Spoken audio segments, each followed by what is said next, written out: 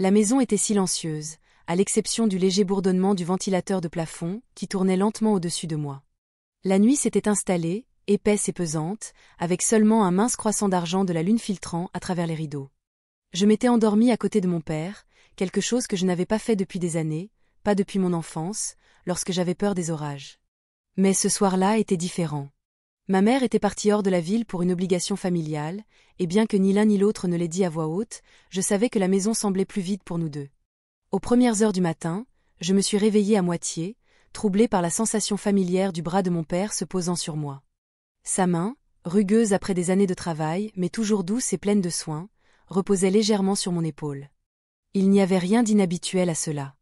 C'était l'instinct d'un parent de réconforter, même dans son sommeil. Mais ensuite, sa main a glissé doucement, traçant mon bras d'un geste si tendre, si précautionneux, que je me suis figée. Ce n'était pas un geste distrait de père. C'était autre chose. Quelque chose de plus doux. Il a murmuré le nom de ma mère dans son sommeil, sa voix basse et alourdie par le repos. Pendant un instant, mon cœur s'est affolé, pris entre la confusion et quelque chose de plus profond, quelque chose qui n'avait rien à voir avec la peur ou l'inconfort. C'était du manque. C'était ce genre de toucher qui appartient à l'amour, pas à l'erreur. La pièce semblait plus petite, l'air plus lourd. Je n'ai pas bougé. À peine respiré. Mon père n'était pas assez éveillé pour comprendre ce qu'il faisait. Mais je l'ai senti. Le léger frémissement de ses doigts, la façon dont son souffle se posait dans ce rythme familier, celui qui avait toujours appartenu à ma mère. Le poids de l'absence était partout. Même dans son sommeil, son cœur la cherchait encore, confondant ma présence avec la sienne. Ce n'était pas mal. Pas dans le sens où l'on pourrait l'imaginer. C'était humain.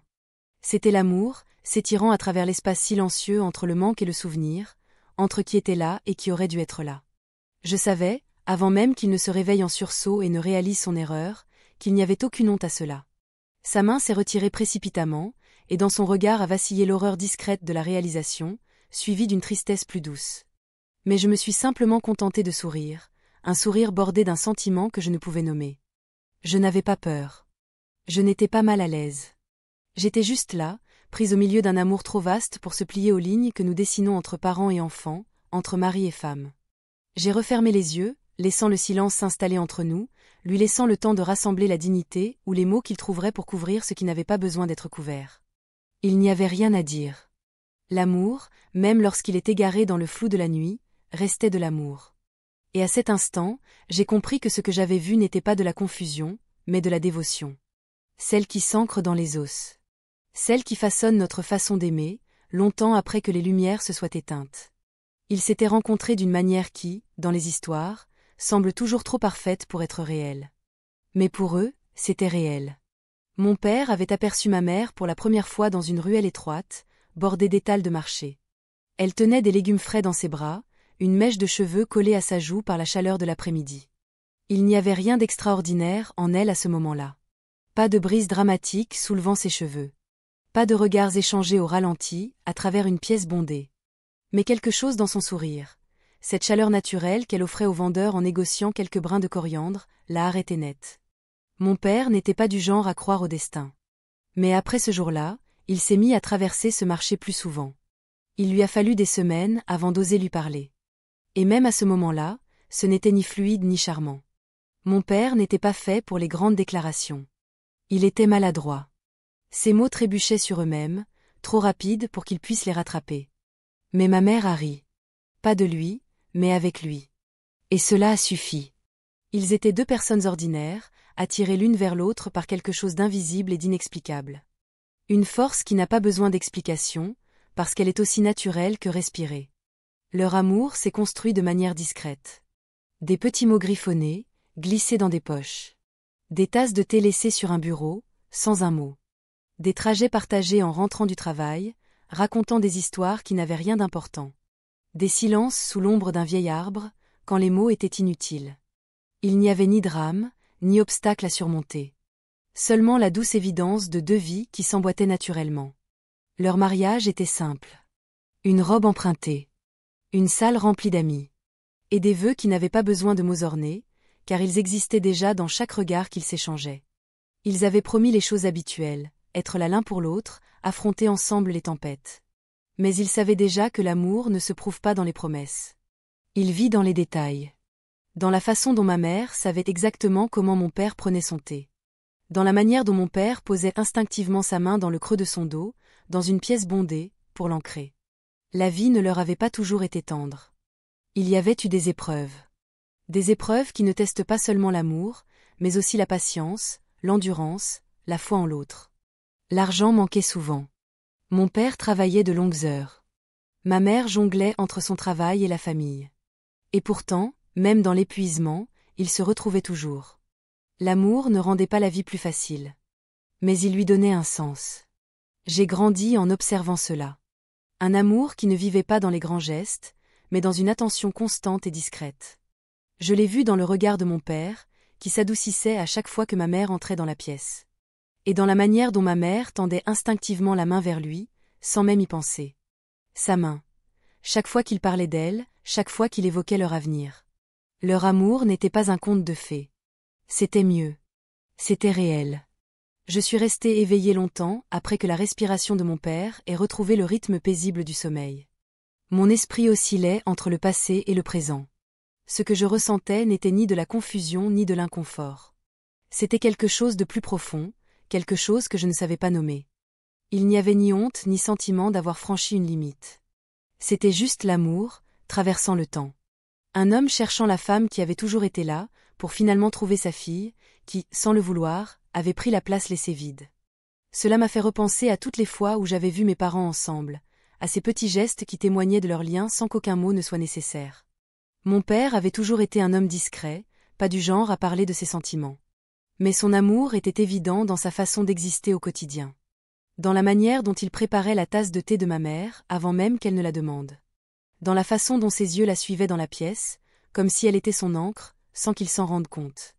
Ce soir-là, pour la première fois, j'ai compris ce que cela devait faire de perdre la présence constante de quelqu'un qui fait partie de soi depuis si longtemps.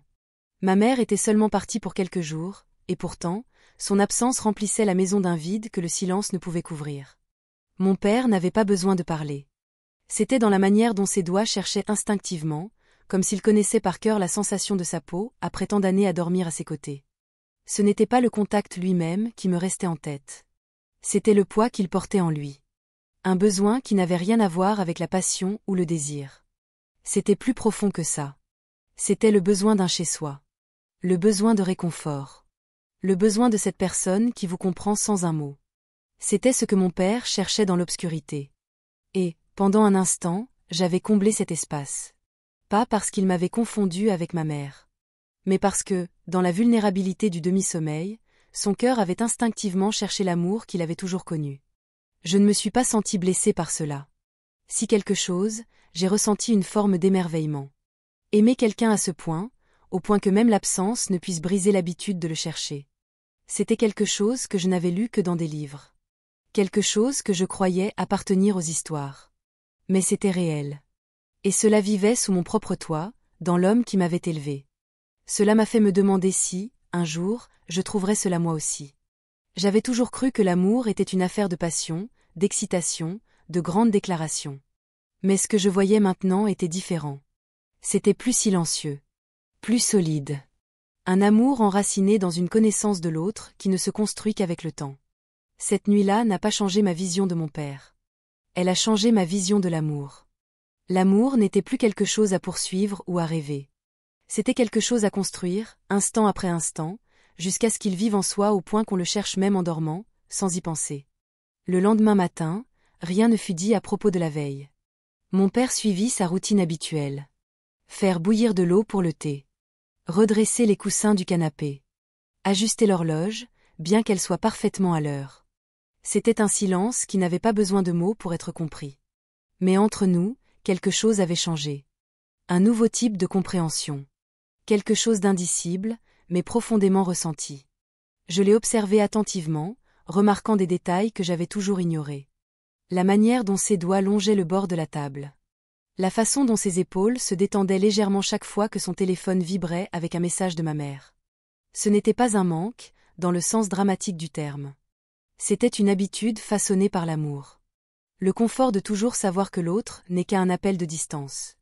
J'ai vu à quel point une partie de lui était sculptée par sa présence. Et comment, même en son absence, elle vivait encore dans les plus infimes détails de sa journée.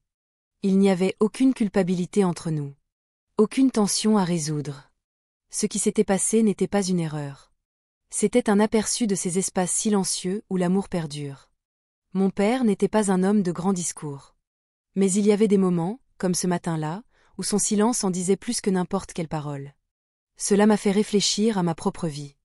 À la manière dont j'avais toujours imaginé l'amour comme quelque chose de spectaculaire.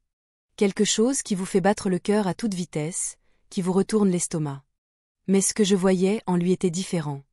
Son amour n'avait rien de tapageur. Il ne cherchait pas à attirer l'attention. Il existait. Simplement. Constamment. Inébranlable.